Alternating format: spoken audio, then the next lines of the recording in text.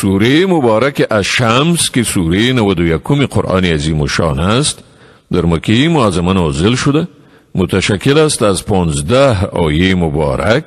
تلاوت و ترجمه فارسی آن را از آیت اول میشنوید. بسم الله الرحمن الرحیم.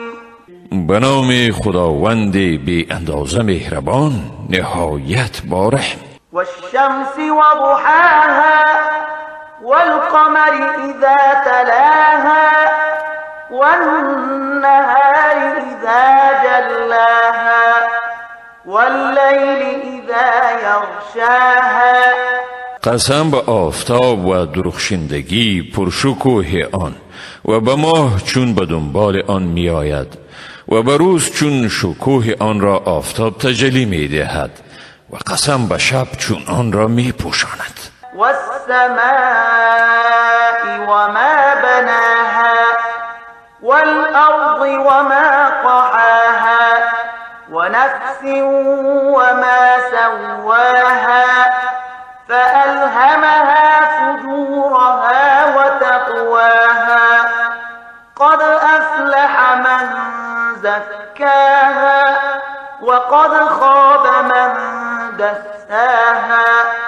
و به آسمان و ذاتی که آن را بنا کرد و به زمین و ذاتی که آن را هموار کرد و به نفس انسان و ذاتی که آن را برابر ساخت و به او فجور و تقوایش را الهام کرد.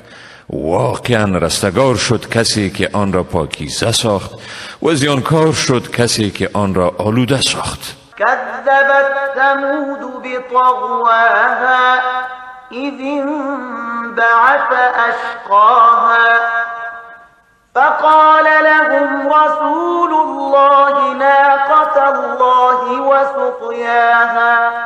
قوم ثمود به سرکشی خیش حق را تکذیب کردند، آنگاه که شقی‌ترینشان دست به کار شدند.